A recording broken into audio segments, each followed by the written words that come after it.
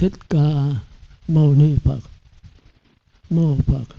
Thì hôm nay cũng có duyên lành về Phật Pháp, mà cũng là ngày mùng 7 tháng 9, thì cũng là ngày Chủ nhật, tức là cũng có chư Phật tử. Trước kia thì tôi có giảng mỗi ngày, sau này còn chỉ có Chủ nhật thôi. Rồi sau này tôi bệnh quá thì nghỉ. Thì Phật tử có lời yêu cầu để giảng lại. Thì từ đây mỗi Chủ nhật nếu tôi khỏe, tôi sẽ giảng vào 2 giờ chiều cho tới 4 giờ. Bây giờ dường như có cái phong trào học Pháp, chứ hồi xưa thì chuyện trệ lắm. Thì có lẽ nói tận thế gì đó. Thì ở Sài Gòn, Vũng Tàu, thì như Biên Hòa vậy đó, có thỉnh bữa mùng 13, 14 là Chủ nhật, 13 là thứ Bảy. Thì 14 họ đi làm việc, nếu mà giảng bữa Chủ nhật rồi họ về không kịp, vì tới Vũng Tàu, tới Biên Hòa, thành phố nữa. Thành ra họ thỉnh bữa thứ Bảy, tức là 13, thì chắc buổi sáng. Thì họ đến đây chắc lúc 8 giờ rưỡi, 9 giờ, tôi có giảng tới 11 giờ. Thì Phật tử nào có rảnh thì bữa 13 đến nghe. Thành ra tôi phải liên tục đó, 13 rồi 14 là Chủ nhật nữa. Thì ở tại đây, rồi bữa rằm là cúng hội nữa. Còn bữa 17 là ở Ngọc Trường nữa, 4 ngày liên tiếp. Thì thôi, thấy Phật tử cũng tha thiết trên con đường giải thoát, thì tôi cũng cố gắng. Còn sức là còn cố gắng làm, chừng nào vô lò thiêu thì thôi. Thì đại khái là vậy. Thì cái thời buổi này, theo tôi thấy là nó giống như thời Đức Phật mà ra đời. 62 tôn giáo bạn đã lên, nhưng mà không có đạo Phật. Không có đạo Phật, chỉ có đạo người trời thôi. Mà giữa đạo người trời và đạo Phật nó khác nhau thế nào? Thì chúng ta thấy là từ xưa giờ, Thái tử Siddhartha ra đời mới thấy cái sổ lẫn quẩn của tất cả 62 tôn giáo bạn. Lẫn quẩn đây không có nghĩa là sai, nhưng mà là cải sửa. Từ cái xiềng cây, xiềng sắt, xiềng chì, xiềng đồng, cải sửa qua xiềng vàng, xiềng kim cương. Tức là vào các cõi trời sung sướng, hạnh phúc, an nhàn của cõi trời, nhưng vẫn tiếp tục luân hồi sanh tử khổ. Tức là chỉ chuyển nghiệp thôi. Nắm được cái nghiệp rồi chuyển mình muốn đầu thai tái sanh vào cảnh giới nào thì có thể đầu thai theo ý muốn của mình. Đó nghĩa là làm chủ lấy nghiệp. Thì người ta rất là vinh hạnh với vấn đề làm chủ lấy nghiệp, nhưng mà vẫn ở trong nghiệp. Thì Thái tử Siddhartha không chịu cái đó. Ngài ra đời, cái mục đích của Ngài là muốn chấm dứt sự già, bệnh và chết. Khi Ngài sinh vua Tịnh Phạn, đi xuất gia để tìm chấm dứt cái sanh già bệnh chết. Thì cuối cùng 62 tôn giáo bạn chỉ là cải sửa cái già, cái bệnh, cái chết, cho sanh vào cảnh giới sống thật lâu, tuổi thọ thật nhiều và ít bệnh, nhưng rồi cũng phải chết. Cái đó là làm như cái lực của vũ trụ, của hiện tượng giới. Nhưng trong đó có một cái bản thể không sanh, không già, không bệnh, không chết, mà thường thường chúng ta đi tìm ngoài cái sắc thân này, tức là ở các cõi trời mà họ tạo ra. Đó là một cái lầm cố hữu từ xưa giờ. Thì chính Đức Phật mới tìm thấy ngay trong sắc thân này, trong cái sắc thân thay đổi sanh già bệnh chết này, có một cái không hề sanh, không hề già, không hề bệnh, không hề chết. Đó chính là cái tâm, hay nói đúng là cái cách nhìn. Ngoài đời còn kêu là cái nhận thức của mỗi người. Hay nói một cách khác là trong cái lượng sống của người, của trời, dục giới, trời sắc giới, trời vô sắc, tất cả những cái lượng sống này đều phải nương vào cái dòng nước linh hồn để mà duyên khởi. Thường thường kêu phát hiện, mà đạo Phật kêu là duyên khởi. Duyên khởi tức là có điều kiện để mà hiện ra, mà nương vào cái phi điều kiện. Thì cái phi điều kiện nó không ai nhận thấy hết. Mà chính Thái tử Siddhartha cũng đã đi tìm 62 tôn giáo bạn, và ông Quốc Đầu Lam Phất A-la-la đã chỉ cho Ngài. Ngài thấy nó sót, nó cũng chỗ hở, tức là thay đổi thôi. Rồi chúng ta phải học cho kỹ. Tức là giữa tư tưởng và bát nhã, giữa chu kỳ và sát na có sự khác nhau như thế nào. Thì cái đó tôi đã nói mấy chục năm nay rồi. Thì Phật tử dừng cho nghe không vô. Tôi lúc đầu tôi giảng thì nó hơi lông cộng, giờ càng ngày nó càng sáng tỏ hơn. Đó thì tôi thấy là với Phật tử phải tìm hiểu cái tiến trình của tư tưởng, tức là tiến trình của cõi quế độ, tức là từ địa ngục, ngạ quỷ, súc sanh, địa ngục, ngạ quỷ, súc sanh, Atula, 4 đường ác cũng ở ngay trong xác thân của chúng ta. Nhưng chúng ta phải mổ xẻ nó, phải tìm hiểu nó cho rành. Nếu tìm hiểu không rành, lờ mờ, thì lờ mờ Đạo Phật thường dùng danh từ là vô minh, không sáng, thì chúng ta sẽ chạy trốn đó. Chúng ta sẽ tiến hóa, sẽ thăng qua, sẽ lên cao, để đừng có nhìn nhận cái già bệnh chết này.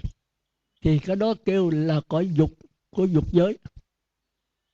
Thì chúng ta tiến lên cõi dục của sắc giới, tức là phải giữ 8 giới và tu sơ nhị tam thiền. Thì cái đó chúng ta không còn ăn đoàn thực nữa, không còn nằm ở trong sắc tài danh lợi ăn uống ngủ nghỉ nữa, mà chúng ta ăn bằng xúc thực, tức là cảm giác hỷ lạc. Thì cõi này sống rất lâu, không có sắc thân thô táo như mình, không có chết như con nữa, mà chết rồi sẽ biến mất, tự mình sẽ biến hóa mất. Người ta sống cõi này không cần mặt trời mặt trăng nữa, mà mỗi người sống với cái hào quang của mình. Nhưng hết phước rồi vẫn luân hồi sanh tử thôi. Rồi tiến hóa, đây tôi nói đại khái nha, rồi chúc chúng ta đi sâu vào đó. Đó thì tiến hóa nữa, đi đến cõi trời vô sắc giới, tức là các ngài không dùng sắc thân nữa, mà các ngài dùng toàn là tư tưởng. Cái thân thô tháo của chúng ta đó thì kêu là cái thân phù trần, mà chúng tôi thường kêu danh từ tiếng Việt mình là cái thân bên ngoài. Vì quý vị nhìn thấy liền, mắt, tai, mũi, lưỡi, thân và ốc. Thì phải ăn cơm, ăn cháo, phải tiêu tiểu và phải chết, phải thiêu hoặc là vô hồn. Để lâu thì nó phải thúi quắc. Thì đó là sắc thân đoàn thực hay là đoạn thực. Đoàn là dò duyên, còn đoạn là cắt từ khúc. Thì sắc thân này hôi hám, dơ giấy. Thì trong kinh Đức Phật kêu, tứ niệm xứ kêu là thân bất tịnh. Thì thôi chúng ta nói sơ thôi. Còn qua thân thứ hai là chán nản cái thân này rồi, nhưng mà không thấy rõ nó, thành ra giữ 8 giới, là không niệm Phật, đếm từ 1 đến 10, niệm Phật khỏi đếm, khỏi cần niệm Phật nữa. Thì chúng ta tập trung kỹ mạnh lâu sâu vào đó. Chúng ta không còn ăn cơm cháo thịt cá nữa, tàu hũ nữa, mà chúng ta ăn bằng cái hỷ lạc. Cái cảm giác của dây thần kinh thứ hai mà tôi kêu là thân bên trong, thì trong duy thức gọi là tịnh sắc căn. Còn thân bên ngoài, mắt tai mũi lưỡi đó kêu là phù trần căn. Thì cái dây thần kinh này khi tắt thở rồi thì cái phù trần căn, mắt tai mũi lưỡi chết liền. Nhưng mà dây thần kinh thị giác, thính giác, khứu giác, vị giác, xúc giác phải 8 tiếng đồng hồ sau nó mới chết thiệt. Do đó bên Tịnh Độ đó là người chết phải để 8 tiếng mới được liệm. Mà dây thần kinh là chỗ phát hiện cái cảm giác đau đớn. Nó mượn cơ quan của dây thần kinh, chẳng hạn tôi lấy thí dụ thì Phật tử tạm hiểu. là như cái răng mình nhức thì có thể mình ngậm muối nó hết. Cái đó là cái nhức của cái răng. Khi cái gì ăn nước đá bể vô miệng thì cái răng nó ê, nhưng mà dây thần kinh ở trong là cái tủy không có nhức. Rồi nếu bây giờ ăn đồ nóng hoặc cái bị sâu ăn răng thì cái tủy nó nhức. Thì cái này không phải là cái răng nhức mà là dây thần kinh của tủy. Hai cái nó khác nhau. Chẳng hạn như chích thịt thì quý vị bị đau, nó đau cái phù trần căn, tức là căn bên ngoài.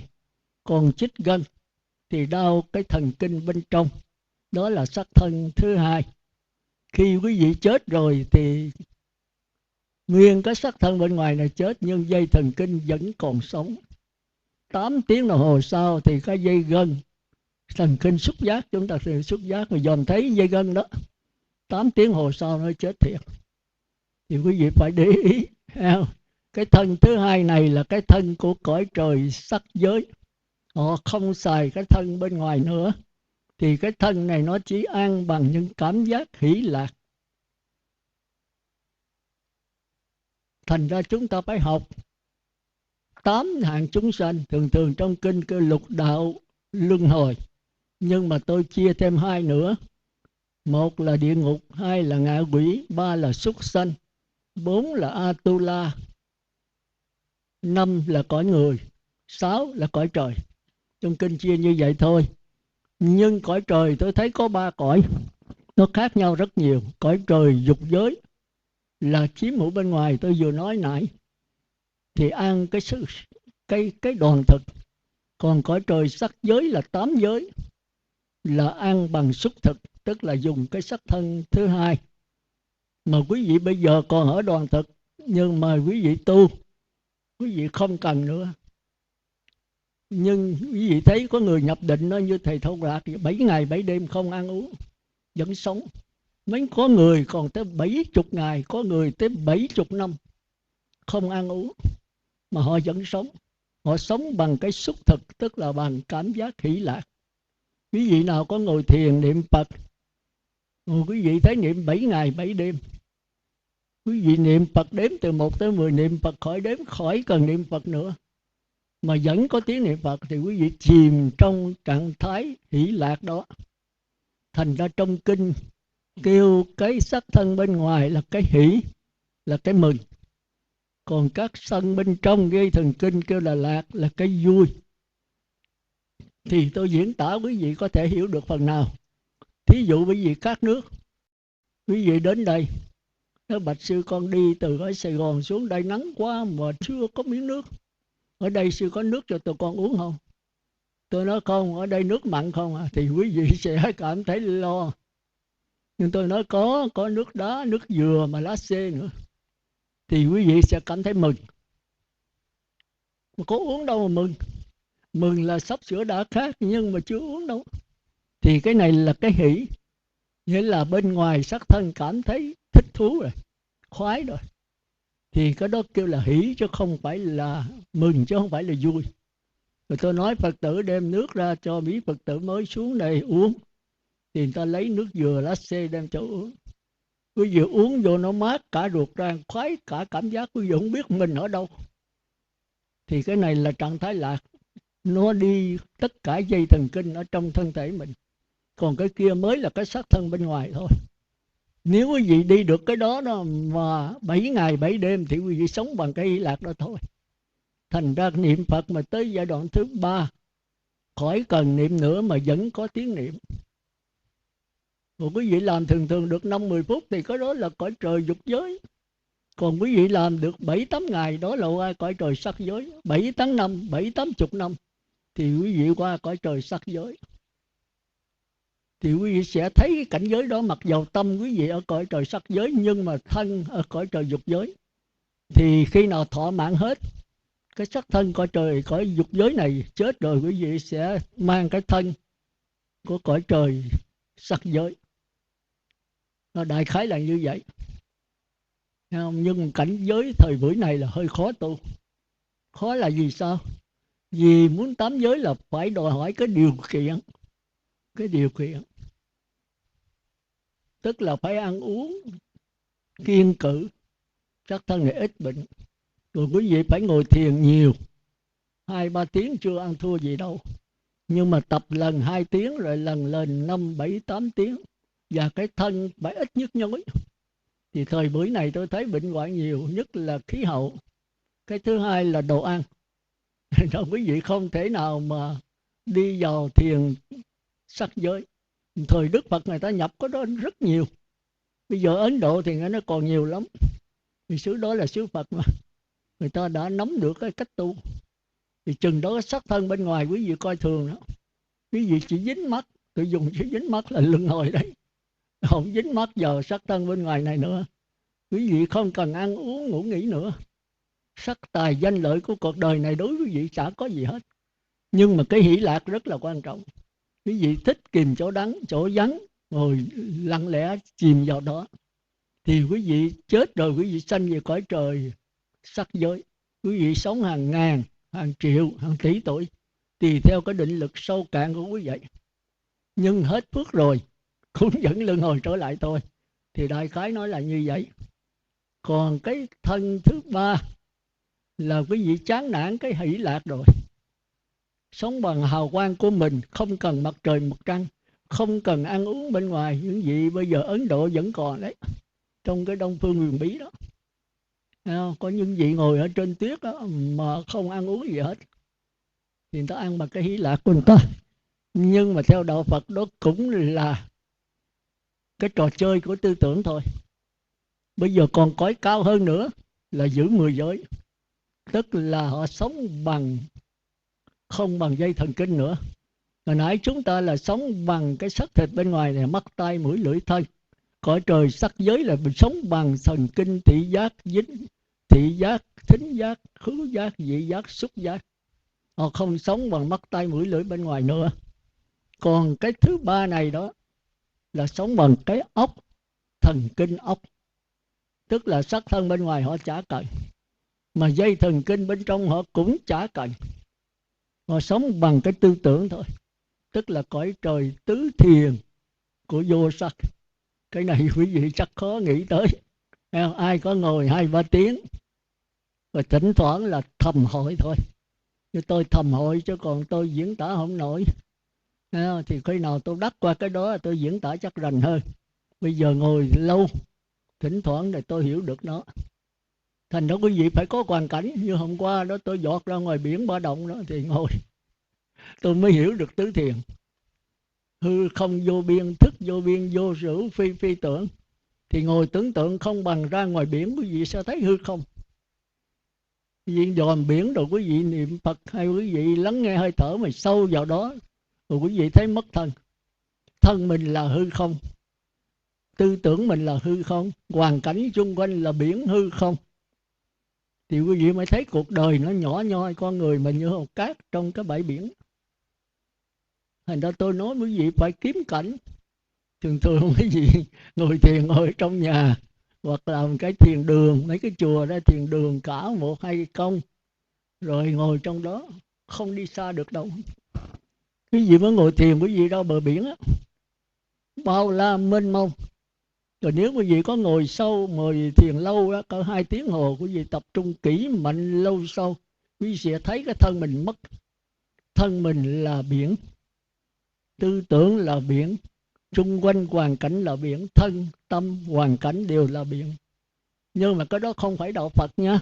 Nhưng quý vị sẽ đi đến đạo Phật dễ dàng. Đi đạo Phật dễ dàng. Thì nó khoảng không gian đời cứ gọi là chân trời. Mà tìm chân lý tôi mới thấy đời là vô vị. Sanh lầm kiếp tôi lê mòn thế kỷ, muốn trở về các bụi vướng chân đi. Thì chúng ta phải hiểu chỗ đó. Thì đó là tôi nói cái sắc thân thứ nhất là thân của chúng ta bây giờ. Chúng ta cứ tranh nhau ăn cho ngon, mặc cho đẹp, ngủ cho êm ấm, thì chúng ta không tiến được. Thì chúng ta tiến qua giữ 8 giới. 8 giới thật ra có 5 giới, 3 cái sau là 3 cái hạnh. Cái hạnh kiếm đàng hoàng bởi vì mới nhập vào cõi trời sắc giới được. Tức là không ngồi ghế cao, nằm giường rộng, chiếu lớn xinh đẹp, không nghe xem hát múa đờn kèn, chỗ vui đông yến tiệc, không trang điểm phấn son dầu hoa ớt quần hàng lộ tươi tốt. Thì cái này tôi thấy quý vị khó làm, nhất là thời buổi này, nhất là những người Việt kiều son phấn dữ lắm. Trưng diện cho xác thân hôi thối này thì hết giờ ngồi thiền rồi. Cái gì sống phải thật đơn giản. Cái này là thời Đức Phật đơn giản, mà Ngài còn khuyên phải đơn giản hơn nữa. Tức là ăn phải làm sao cho no, đừng có bệnh thôi, chứ không phải ăn đồ ngon. Đồ ngon nhiều khi bệnh nhiều nhất. Mà mặc phải cho ấm thôi, chứ không cần nhiều thứ áo xe xua trưng diện. Ở thì ở nhà lá, nhà người xưa người ta ở gốc cây á, mát nhất. Thì người xuất gia cũng vậy, ngày đi xin ăn, đêm ngủ dưới cội cây, không có nhà ngủ. Như vậy người ta mới đắc quả được. Mà nếu giữ đúng vậy thì ít bệnh. Bệnh phải dùng phân quế có bò hoặc cỏ cây, chứ không bao giờ giết loài thú. Rồi quý vị có thời giờ quý vị mới ngồi nhập vào trong đó, thì quý vị mới bỏ sắc thân bên ngoài này được. Bỏ sắc thân không phải là giết nó chết nha, bởi vì cái thân bên ngoài, thân bên trong nó dính liền, nhưng mà nó di tế. Thành ra kêu là tịnh sắc căn. Tịnh là trong sạch, sắc là cái sắc thân này trong sạch hơn, di tế hơn cái sắc thân bên ngoài. Sắc thân bên ngoài chết nó hôi thối, còn sắc thân bên trong chết nó ít hôi, hoặc là nó không hôi, nó chỉ là hào quang thôi. Rồi tới sanh thứ ba là dây thần kinh ốc. Thì cái này ai có qua bác sĩ mổ xẻ thì sẽ thấy trong đó. Thì hôm đó tôi đi mà xe đụng chết thì tôi có thấy đó, cái ốc nó bể ra, nó giống như tàu hũ vậy, nó có miếng cục cục, tôi thấy ghê. Thì cái đó nó có dây thần kinh li ti mà con mắt mình không thấy được. Khi có nhà khoa học khí nghiệm di sẽ loại thấy trong đó. Thì trong đó là phức tạp nhất. Phức tạp nhất. Con người chúng ta phức tạp rằng mấy ngàn cái máy vi tính. Vi tính coi vậy cho con ăn thua vậy đâu. Con người, bây giờ con người tới 5 phần đó. Một là sắc thân, hai là cảm giác, ba là tư tưởng, 4 là ý chí, 5 là kinh nghiệm, kiến thức, ký ức, kêu là thức quận. Thành ra tôi trường giảng cái đó, bắt Phật tử phải trả lại chỗ đó. Đó là con người mình thôi. Còn cái máy móc chỉ có sắc quẩn thôi, có một cái à. Mà bây giờ nó còn chế tạo vậy đó. Thành ra Phật tử phải hiểu, nghe Pháp như vậy đó là nghe thẳng vào con người quý vị. Bởi vì quý vị có linh hồn, tôi cũng có linh hồn. Nhưng mà linh hồn của tôi nó hơi khác hơn quý vị. Quý vị tôi có định lực nhiều hơn, có ngồi thiền, có giữ giới. Còn quý vị cũng có định lực mà giữ giới ít, ngồi thiền ít. Hai cái linh hồn nó sẽ giao cảm với nhau.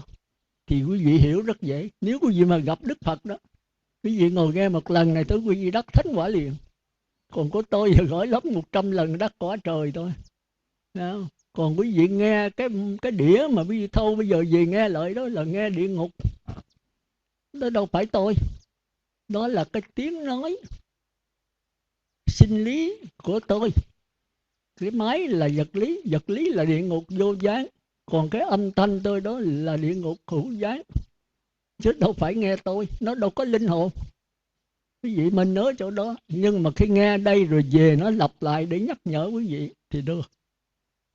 Thành ra thời buổi này chúng ta tệ đó là chúng ta lấy máy móc làm thầy.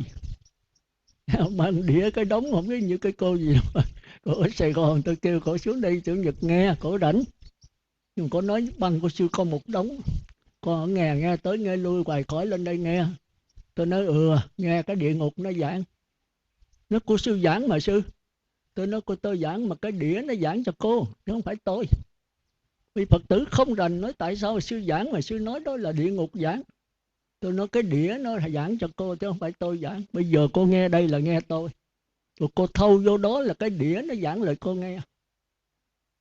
Cô còn hơn cái đĩa mà. Còn ở đây cô nghe tôi, cô làm sao hơn tôi được.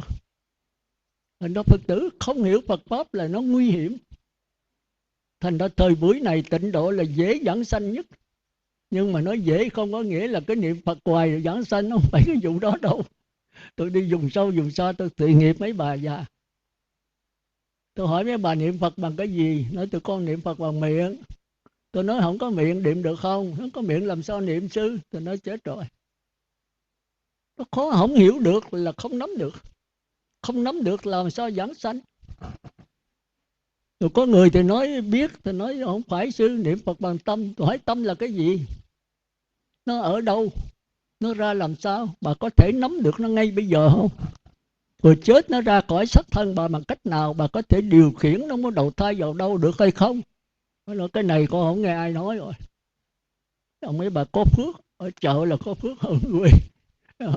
Thành ra hồi xưa đó tôi thường nếu vô vùng sâu vùng xa mười mấy chùa tôi giảng, rồi giờ tôi yếu quá rồi, tôi từ chối hết, là còn có 2-3 chỗ thôi. Rồi tôi tính nghĩ đó, Phật tử ở đây năn nỉ trở lại nữa. Rồi tôi thấy thời buổi này nó cấp bách giữa tư tưởng và bát nhã. Bây giờ nếu quý vị không qua bát nhã là quý vị chết với cái thời buổi này. Thời buổi mà vật chất lên ngút đầu. Vật chất là gì? Là cái hình thức của tư tưởng. Nhất là những cái máy điện thoại, máy di động, máy này kia, đó là những cái tư tưởng rất là cao siêu. Mà Đức Phật kêu đó là sở tri chướng. Sở tri chướng là cái gì? Là cái căn bản của vô minh, khó mà trừ được. Mà thời buổi này nếu quý vị không nắm được bát nhã là quý vị sẽ chết. Nó điên đầu. Hầu hết chúng ta bây giờ dường như là nửa người nửa ngộm mà nửa đười ươi. Không có tỉnh, không có người nào tỉnh đó. Quý vị dòn con mắt thì biết. Người nào nấy láo liên à. Con mắt đỏ trạch, chỉ đỏ tùm lum. Còn người xưa người ta con mắt đen xì. Người khôn con mắt đen xì, mà người dại con mắt nửa chì nửa thao. Giữ gìn con mắt làm đâu. Mắt là thần chủ của tâm. Nhìn con mắt thì biết người đó chết hay sống. Mấy người bị phần âm nhập đó, mới nhìn con mắt thì biết. Nó tráo trơ à.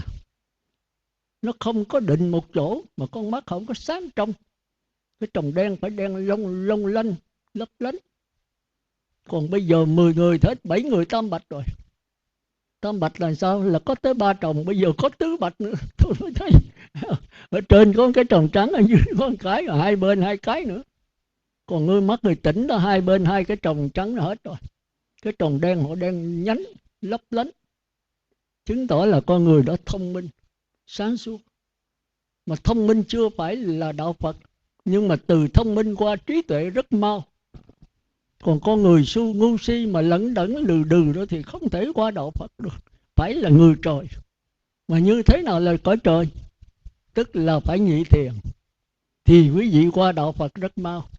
Nhị thiền là niệm Phật đếm từ 1 tới 10. Niệm Phật khỏi đếm, khỏi cần niệm Phật, đây mới là nhị thiền. Mà quý vị được có 5-3 phút, cái đó là cõi trời dục giới, chứ không phải là nhị thiền. Như đây có mấy cô được làm được rồi đem ra khoe rồi mất. Nói tôi là sao khoe mất? Không phải khoe là mất, mà do cái tâm trong lúc đó mới mất. Tôi có thể nói mà tôi không mất, mà quý vị nói là mất. Nói với cái tâm như thế nào? Với cái tâm khoe khoang mình chứng đắc thì cái này nó diệt những cái chủng tử kia. Mà nói với cái tâm phẳng lặng để mà giúp đỡ người khác thì nó lợi khác. Nói với cái tâm thiện hay tâm ác, nói đúng là vậy. Với cái tâm khoe khoang để cho mình cao người ta, mình tỏ này kia, thì cái chủng tử này nó tiêu diệt chủng tử niệm Phật liền. Thành ra quý vị phải hiểu duy thức. Vì lẽ đó mà tôi phải giảng lại. Quý vị nghe là tôi về đây năm 83, tới nay là 30 năm rồi, tới năm 2013 là 30 năm. Tôi giảng liên tục, nhưng sau này tôi bệnh, tôi bỏ lần. Thì thôi bây giờ chúng ta nghe trở lại, thấy không? Thì đòi hỏi quý vị về phải làm việc, tức là phải trả bài. Phải trả bài. Thì bữa nay tôi giảng 1 tiếng thôi, còn 1 tiếng trả bài.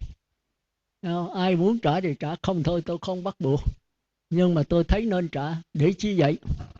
Tôi biết cái trình độ quý vị, chứ tôi đâu phải đắc quả. Tôi đắc quả tôi khỏi cần trả bài. Tôi nhìn thẳng là tôi biết ai lại giao quý vị là tới đâu. Bây giờ tôi không đạt được cái đó, thì quý vị cứ trả bài, tức là đem những cái hiểu biết trong ai lại gia mình trình bày cho tôi. Tôi lắng nghe, tôi biết trình độ, thì tôi mới giảng sâu hay là cạn hay là lặp lại. Chứ bây giờ tôi tính đi sâu á, đi 4 đường ác rồi 4 đường tiện, tôi đi sâu tới chừng nào đụng A-la-hán thì mới dừng được. Thì thời buổi này quý vị phải được cái đó thì quý vị mới chống được cái thời buổi mà loạn xạ này. Đủ tôn giáo hết. Có cái ông gì Hiếu vậy, ông lấy trên mạng gì cái bài đưa cho tôi, hỏi cái này in được không sư, in phổ biến cho Phật tử. Tôi coi tôi nói chết rồi, cái này thuộc về thiên cơ sấm dậy thần thông, mà viết rất hay, phải công nhận viết rất hay, rất là hạ mình mà len cái tự cao trong đó. Ví dụ không thấy, nói tôi không phải người tu, tôi không gì hết, tôi chỉ là một người học hỏi nghiên cứu thôi, tôi thấy cái hay, rồi cuối cùng chỉ cách tu làm như là thầy đời, đưa hơi thở lên trên đỉnh đầu rồi hào quang nó phát ra, rồi cuối cùng hào quang màu vàng ánh lấp lánh xuống hết chung quanh mà ông chứng đắc. Vậy là có hào quang là Phật sao? Vậy phải có chừng lắm cái đó. Phật thì có hào quang, nhưng mà có hào quang chưa chắc là Phật. Phật thì có xá lợi, mà người thiếu có xá lợi là Phật chưa chắc. Ma quỷ cũng có xá lợi, ma quỷ cũng có hào quang. Cái chỗ đó là cái chỗ chết.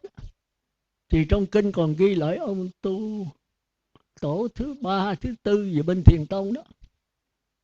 Một hôm tổ ngồi thiền thì con ma nó hiện ra, nó phá Ngài. Ngài mới xả thiền, Ngài bắt nó hiện hình lớn thiệt bự, nó hù Ngài. Có Ngài sợ không? Ngài không sợ. Rồi Ngài nói gì, ông hiện lớn nào hiện nhỏ được không? Nó nói dư sức, nó hiện nhỏ bằng cái con thằn lằn. Ngài mới dỡ cái bát nói, ông dám chung vô đây không? Nó chung vô cái bát này, Ngài đậy lại. Nó ra không được, cái bát là bát của tổ truyền lại mà. Nó quậy nó ra không được, cái nó quỳ nó lại, nó xin Ngài tha nó, rồi xin Ngài cho một bài pháp. Ngài thuyết bài pháp, cái nó chịu quy y Tam Bảo. Giờ chịu từ nay là nó đi, nó tu cho nó không ở vậy nữa. Rồi Ngài truyền giới cho nó. Ngài hỏi gì cho ông hồi sanh hồi nào? Nó nói cách đây 4-5 ngàn năm. Nói gì thì thời Đức Phật có ông? Ông nói có. Ông có biết Đức Phật không? Nó con có tôi đến nghe pháp mà, nhưng căn cơ con nó chậm lục, con nghe mà con không có tu được. Nói bây giờ ông hiện hình Đức Phật được không? Nó nói dư sức. Nói giờ ông hiện cho tôi coi. Nói rồi nếu mà tổ kêu con hiện là con hiện à, con ý Tam Bảo rồi. Nhưng con xin tổ một điều thôi, là tổ không được lại à. Con hiện hình Đức Phật A Nan Ca Diếp là đàng hoàng, con đi tới cho tổ thấy. Nhưng mà con xin một điều là tổ đừng có lại, vì cái đó không phải là thật mà chính là con. Thì tổ hứa rồi cái nó biến mất.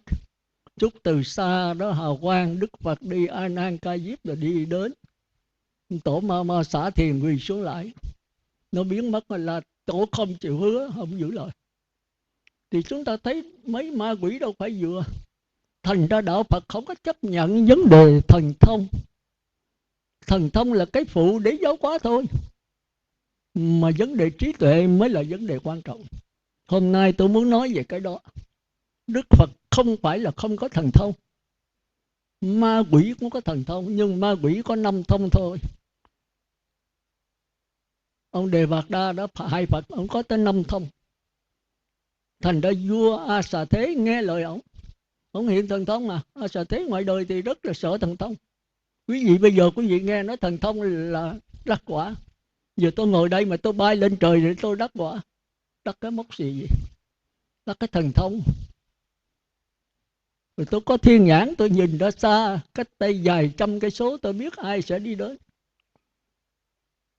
Rồi tôi có lỗ tai, tôi sẽ nghe được tiếng các loài thú, lời chim chóc rồi nói chuyện nhau. Rồi tôi có tha tâm thông, cái gì đến tôi chưa nói là tôi biết quý vị muốn nói cái gì rồi. Những cái đó là đồ dỗm đối với đạo Phật. Nếu tôi còn tham sân si. Như vậy đạo Phật là cái gì? Là cái trí tuệ. Là tất cả những cái đó đều phát hiện từ cái lặng lẽ, từ cái vô tướng, từ cái dòng nước. Tức là trong kinh Thủ Lăng Nghiêm mới hay cái chỗ đó là tôi phục đó. Tức là khi quý vị đi, quý vị biết mình đi, thì cái thân đi, cái biết không có đi.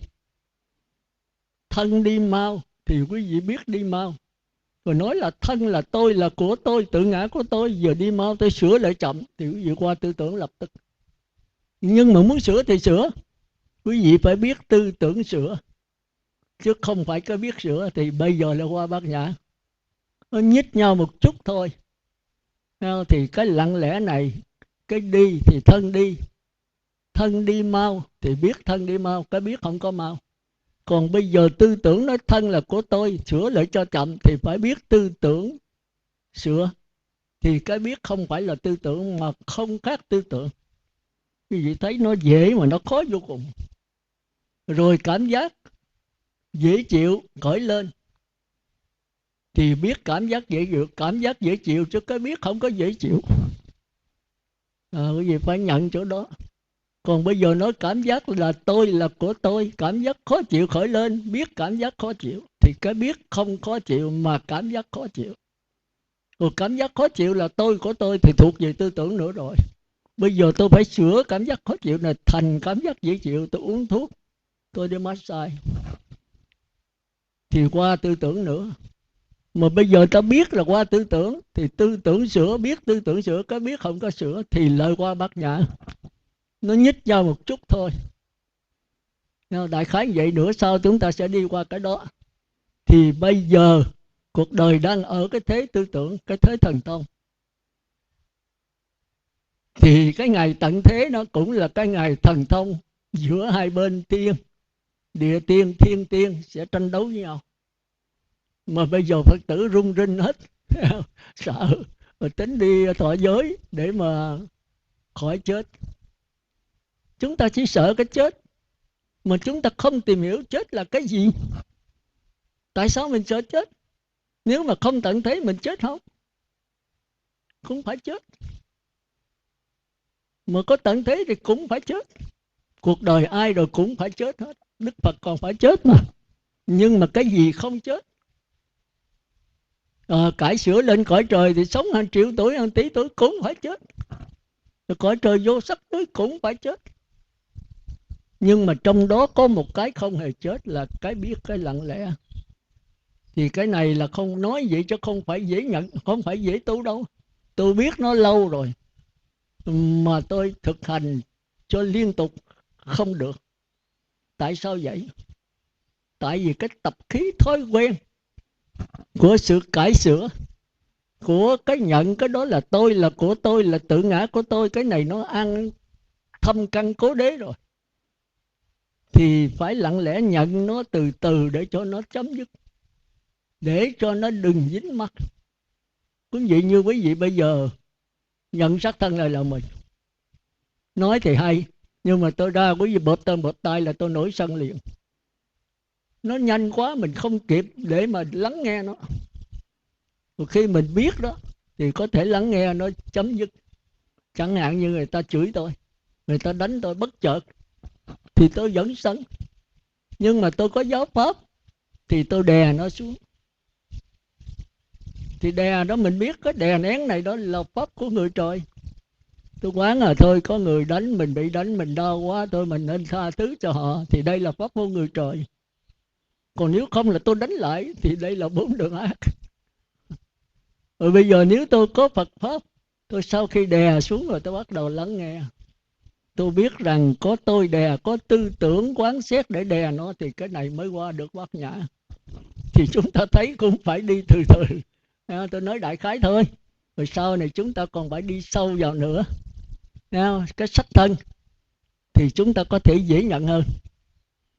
Còn cái cảm giác là khó hơn. Còn tư tưởng càng khó nữa. Sắc thân này chỉ có quả thánh thứ nhất là nhận được. Còn cảm giác của người trời dục giới quả thánh thứ nhì. Còn cảm giác của sơ nhị tam thiền của cõi trời sắc giới phải quả thánh thứ ba. Còn tư tưởng thì phải A-la-hán mới nhận được. Đại khái nó là như vậy. Thôi cái đó để sau. Thấy không? Rồi chúng ta phải đi sâu vào từng chi tiết của bốn đường ác, địa ngục, ngạ quỷ, súc sanh, Atha. Hôm trước tôi có giảng rồi. Tôi sẽ lặp lại. Phải đi sâu vào nữa. Tôi nói do duyên con mắt, do duyên sắc trần phát hiện nhãn thức. Rồi điểm gặp gỡ cái đó khoan. Do duyên lỗ tai, do duyên thính trần phát hiện nhĩ thức. Do duyên lỗ mũi, do duyên hương trần phát hiện tỷ thức. Dài dài. Thì cái này là có bốn đường ác. Sắc thân cảm giác, nhãn thức, thì sắc thân là địa ngục hữu gián, sắc trần là địa ngục vô gián, nhãn thức là ngạ quỷ. Rồi tới cái ốc tiếp xúc với pháp trần, sửa sắc thân nhân vị xúc thành ra pháp trần, thì có ý thức đây là súc sanh. Thì bốn này là bốn đường ác. Thì súc sanh nó cải sửa cái đó, rồi nhập lưu thấy rõ ràng, thì nhập lưu là không còn rơi rớt, không còn luân hồi vào đó nữa, không dính mắc nữa. Những ở trong đó là không dính mắc. Còn người trời thấy sợ quá mới giọt lên giữ năm giới, thì mà tránh không được súc sanh ngạ quỷ thì lọt trở lại.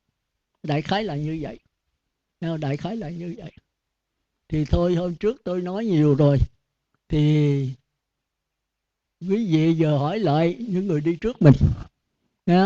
Rồi sau đó để thử tôi mới cho những cái bài giảng để mấy vị lựa giữa tư tưởng và bát nhã. Giữa tư tưởng và bát nhã.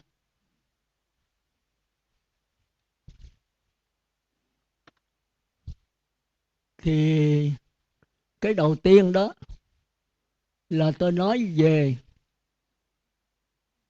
huệ năng và quyền giác. Quyền giác là một người phàm tăng, nhưng mà có chứng đắc, mà không biết mình chứng đắc đúng hay sai. Mà thời buổi này thì Phật tịch rồi, không có ai thọ ký cho mình là đúng hay sai.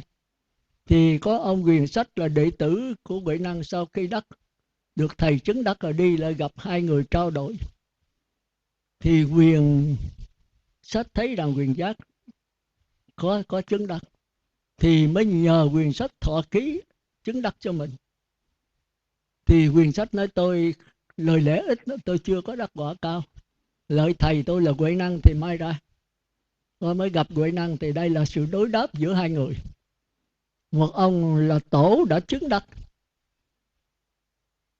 một ông là phàm tăng chưa chứng đắc, mà lợi nhờ ông tổ thọ ký cho mình coi chứng đắc đúng hay sai. Bị giữa bát nhã tư tưởng là mấy quý vị sai mà cái kêu là ngũ ấm ma.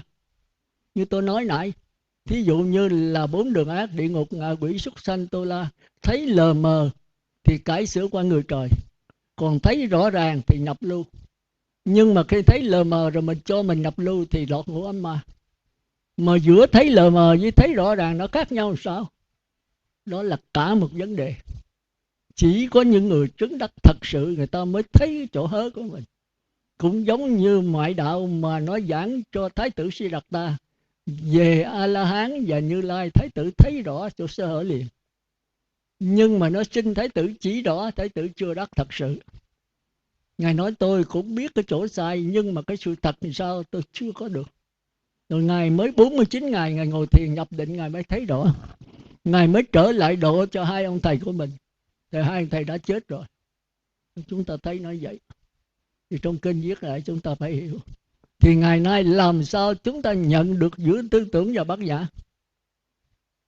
Nhận là cũng nhận dỗm thôi.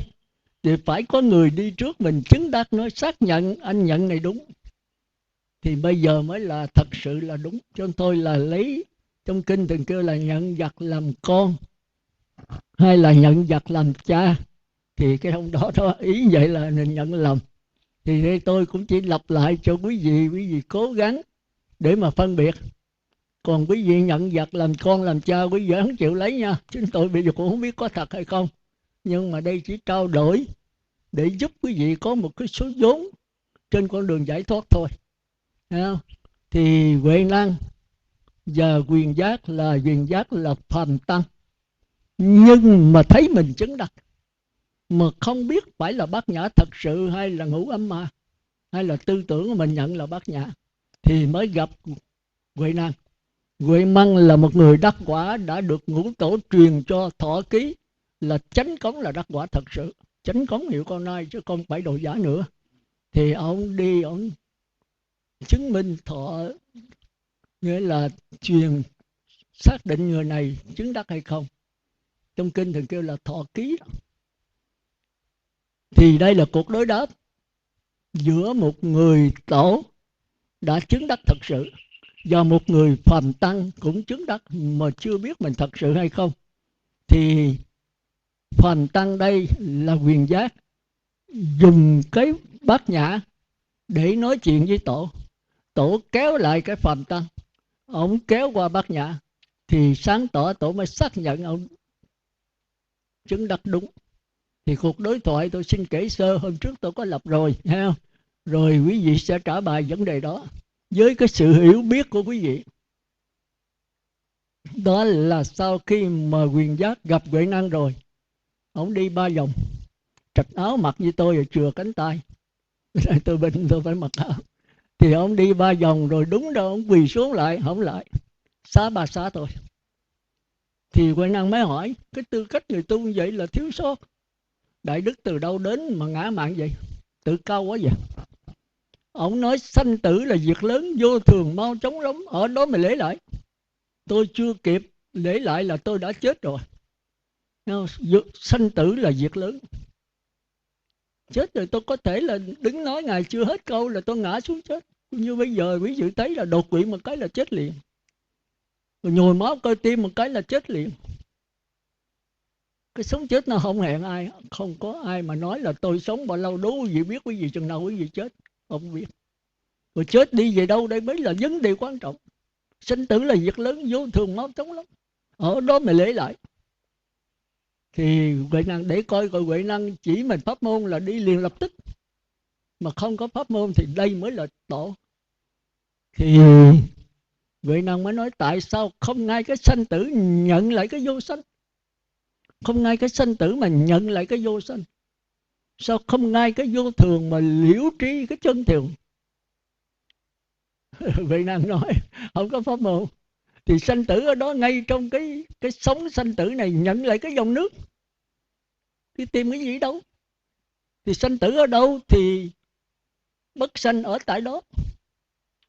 Xong ngay cái vô thường, tùy thuận với cái vô thường, thì đó là chân thực. Thì Quyền Giác không thể tay bở, ông có tu cái đó. Thì ông nói nhận lại đó tức là vô sanh, mình liễu tri đó là chân thường. Thì tôi nói phải, đúng lắm, đúng lắm. Ông hay, đúng lắm. Sau khi nói đúng lắm thì ông biết là tay này tay tổ. Đúng là tổ chánh công, không có pháp môn, không có thiền thông, không có tịnh độ, không có duy thức, không có mốc gì hết. Ngay trong cái lượng sống nhận lấy cái dòng nước trong đó. Đâu có cần lâu, lập tức ngay đó. Sống là sống, nhưng mà trong đó có dòng nước, sống nó nương vào dòng nước. Tại sao không ngay cái sống nhận cái dòng nước là mình? Cho mình là sống chi để rồi lên một cái rồi xuống rồi chết. Nhưng mà có lên có xuống thì dòng nước lúc nào cũng vậy. Tại sao không ngay cái dòng nước mà nhận lại cái vô, không ngay cái vô thường đó mà liễu tri cái vô thường, tức là dòng nước nó chảy, nó đâu có bền, nó chảy hoài. Mà sao không tùy thuận theo nó, chống lại nó làm chi? Rồi thì Ngài mới nói là nhận lại đó là vô sanh rồi. Đó, nhận lại là tôi biết tôi là dòng nước, thế thôi. Đó, tôi dòng nước chảy, tôi cứ chảy theo nó. Thì Huệ Năng nói đúng vậy, đúng vậy. Ông bây giờ mới quỳ xuống lại đàng hoàng. Ông biết mình đi đường nói đúng. Hết rồi, hai người gặp nhau vậy là đủ. Một cái là A-la-hán, một cái là Như Lai. A-la-hán là nhận lại, Như Lai là cái tùy thuận. Lúc mẫu giáo thì mình cứ đánh dần theo nó. Mình nói lúc 12 mình đem trình độ 12 cho nó, nhưng mình luôn luôn mình vẫn là thầy giáo. Đó là Như Lai. Rồi thì thấy là được rồi. Thì ông xin hầu tổ. Ông đứng hầu chừng 2 tiếng hồ, cái ông xin tổ con về. Được rồi, tổ tỏ giới chờ tình chứng, anh chứng cho con là đúng pháp. Thì con còn ở đây làm cái gì? Con về để con tu, giờ hướng dẫn một số Phật tử, một số người xuất gia. Thì Huệ Năng thấy ông này hay, nhưng mà thử lại coi thật sự có chứng đắc không. Thử nữa, ông phải nói về sao mà mau quá vậy, về sao chống thế. Thì Quyền Giác biết tổ thử mình nữa. vốn mình không động lấy cái gì chống thầy. Thì Tổ nói đi là đi, mà cái xác thân này thì có mau đến ở có 2 tiếng hồ đi là mau quá. Quyền giác thì biết rằng Tổ chơi mình. Nếu mình sống bằng cái bản thể dòng nước thì nó cung cấp có cái gì đâu máu chậm. Thì nói là vốn mình bất động, có gì đâu máu chậm. Mình không có động, dòng nước thì bao giờ nó cũng bao la. Nó có đi, có đến, có ở, có về gì đâu. Chỉ có lượng sống. Sống đến, sống lên, rồi sống xuống, sống diệt. Là xác thân đi, xác thân đến, xác thân về. Nhưng mà cái dòng nước lúc nào nó cũng vậy. Rồi thế là Tổ nói hay, ông thật sự đã hiểu được cái ý vô sanh. Ông đúng, ông hay, tôi chưa từng thấy ai mà hay như ông. Ông thật sự là đã hiểu được cái ý vô sanh. Thì Tổ vừa khen mà vừa gài trong đó, khen mà lại để ngọn dao đâm vô đó. Nếu ông nhận câu của Tổ thì ông chết. Vô sanh là không còn sanh nữa, mà con đã nhận được cái ý nghĩa, cái tư tưởng của vô sanh. Thì Quyền Giác mới nói vô sanh mà có ý nữa sao? Vô sanh là vô sanh, mà tại sao con có cái nghĩ gì vô sanh? Đã nghĩ là tư tưởng rồi, làm sao là vô sanh được? Thì chúng ta thấy là đối đáp vậy đó là hai bên hiểu nhau. Nhưng quý vị giờ nín thinh tôi cũng không biết, nhưng mà quý vị nói là cái là tôi biết. Phải nói từ trong ai lại ra, nói mà không phải là người ta chép sẵn bài đứng đọc nhau buổi là không được à. Tôi nói trả bài cho tôi là từ ở trong mà trả ra. Mình sao mình cứ trả y nguyên vậy. Tôi nghe chứ mà tôi chưa có phê bình đâu, không có nhiều. Thì giờ nó ít, rồi sau tôi sẽ tóm lại. Tôi sẽ đi qua 15 hăng chúng sanh, tôi trở lại bài kinh 66, thì mới trở lại cái trả bài này. Để quý vị thấy cái sai của mình, tự mình nhận lấy. Đại khái là vậy. Thì tiếp tục. Sau khi như vậy đó thì Quyền Giác nói, Tổ nói con thật sự đó là nhận được cái ý vô sanh. Ông hiểu được cái ý vô sanh. Thì Quyền Giác nói vô sanh há có ý nữa sao Tổ? Đã vô sanh thì vô sanh, tại sao mà ý vô sanh là nghĩ về cái vô sanh?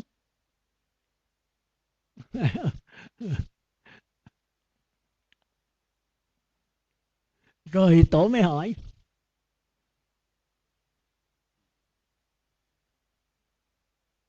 có tôi nhảy một khúc rồi. Rồi lúc đó nói là Tổ nói là về sao chống thế. Thì ông mới nói vốn mình chẳng động, lấy gì có chống chạy. Rồi Tổ mới hỏi ai biết không động? Tức là người nào biết là không động? Thì Quyền Giác mới nói đã là không động mà còn có ai nữa sao? Cái dòng nước nó chảy gì thì nó chảy như vậy, nó đâu có động. Có động thì đó là sống động, chứ nước đâu có động. Chúng ta thường thường lầm tưởng sống với nước là một, mà nếu không một thì sống với nước là hai. Quý vị để ý không? Quý vị có cái linh hồn là sống, có cái thể xác, có cái thể xác là sống, có cái linh hồn là dòng nước. Tôi hỏi quý vị, cho cái linh hồn quý vị với cái thể xác quý vị ngồi đây là một hay là hai? Mới đầu quý vị chết chỉ cái đó. Vì tôi nói là tôi giảng hơi cao rồi đó. Mấy người mà có nghe trước rồi thì dễ thôi. Nó nghe là mười mấy năm về trước rồi thì bây giờ tôi tiếp tục thì dễ thôi. Còn bây giờ đi không, quý vị ngồi đây là cái xác thân. Còn cái linh hồn quý vị đâu? Cũng ở đây. Chính cái xác thân này nó nương vào cái linh hồn để nó phát hiện ra. Chứ không phải linh hồn sanh xác thân nha. Cái dòng nước chảy như vậy thì có sống trong đó. Mà không phải là dòng nước sanh ra sống. Mà sống sở dĩ có là do gió bắc phong, do tham sân si, cái ngọn gió nó làm cho cái dòng nước nổi sống. Chúng ta thường lầm chỗ đó. Chúng ta cho rằng cái dòng nước sanh ra sống là trật. Do vô minh, tham, sân đã làm cho cái dòng nước linh hồn nổi sống. Thì cái dòng nước với sống này là hai là trật, mà một là sai. Bởi vì hai là ngoài cái sống có dòng nước, ngoài dòng nước có sống thì mới là hai. cái này quý vị không thể lấy sống ra khỏi dòng nước được. Như vậy là một. Nhưng mà khi sống lên rồi sống tiêu tan chấm dứt, dòng nước vẫn còn, lúc nào cũng vẫn vậy. Thành đó nói một là sai, nói hai là trật. Thì cái linh hồn của quý vị giống như là dòng nước, còn cái thể xác của quý vị ngồi đây đó là sống. Thì cái thể xác này nương vào cái linh hồn để mà duyên khởi ra. Thành ra cái thể xác khi nó chết rồi, cái dòng nước linh hồn vẫn còn. Hay nói cách khác cũng giống như cái dòng điện, cái dòng linh hồn của quý vị là cái dòng điện, còn cái thể xác của quý vị là cái bóng đèn. Trái thời gian có bóng đèn này khi nó cũ rồi nó đứt cái bực tắt thì cái thể xác chết. Cái bóng đèn tắt là cái thể xác quý vị chết. Rồi cái dòng điện linh hồn còn không? Quý vị nói nó chết, nó đâu có chết, nó ở trên không gian. Hồi lúc nó chưa phát hiện vào trong bóng đèn thì nó vẫn nằm trong không gian. Mà nó phát hiện trong bóng đèn thì nó vẫn nằm trên không gian. Quý vị có thấy nó đâu? Bây giờ linh hồn quý vị thấy nó không? Không. Nhưng quý vị ngồi thiền cho sâu, khi cái tâm thanh tịnh rồi, quý vị nhận được nó. Nhận được nó. Thì cái đó trong kinh thiền kêu là thầm hội. Hội là hiểu biết, thầm là một cách âm thầm, lặng lẽ. Thành ra tôi mới năn nỉ quý vị ráng ngồi thiền, quý vị sẽ nhận được linh hồn mình.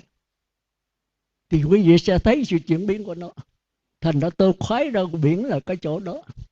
Tôi ngồi tôi lặng lẽ, tôi thấy cái dòng nước biển nó chảy giống như cái linh hồn của tôi. Còn cái lượng sống mà khi gió nó thổi đó thì đó là cái xác thân của tôi.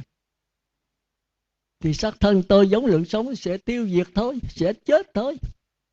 Nhưng cái dòng nước linh hồn từ bao giờ cho đến bao giờ nó vẫn lặng lẽ nó chảy.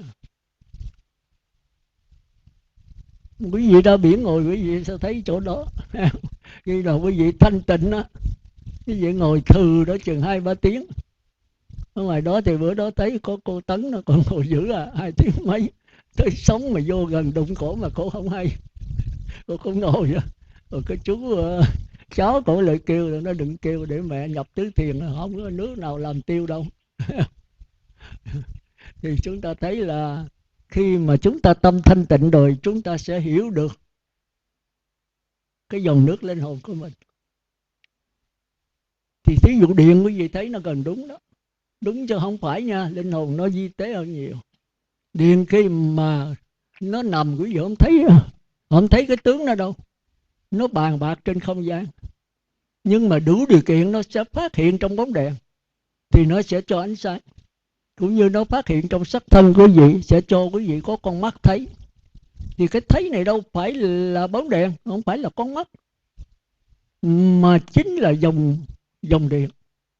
Dòng điện sau khi qua có bóng đèn nó phát hiện ra ánh sáng. Thì ánh sáng này là cái dụng của điện. Còn điện là cái thể, nó nằm. Cái thể thì không bao giờ mất. Khi đủ điều kiện rồi nó mượn cái cơ quan là bóng đèn, nó phát hiện ra cái ánh sáng là cái thấy của con mắt. Thành nó thấy con mắt là giải, là sai. Nó đại khái là vậy. Thành ra quý vị phải nghe rồi phải về, phải nghiền ngẫm, phải suy tư. Mà muốn nghiền ngẫm thì phải ngồi thiền. Nhất là ai ngồi kiết già được. Còn không thì bán già. Còn ngồi trên ghế này kia thì khó mà đi sâu lắm. Cũng đó là tu người trời thôi. Còn muốn quán thì quý vị phải thanh tịnh. Và nhất là quý vị ra biển. Còn quý vị ở trong phòng thì nó khó thanh tịnh lắm. Phòng thì phải có phòng trống không, hoặc là dưới gốc cây. Mà phải chỗ thanh vắng mình sơ cơ mà.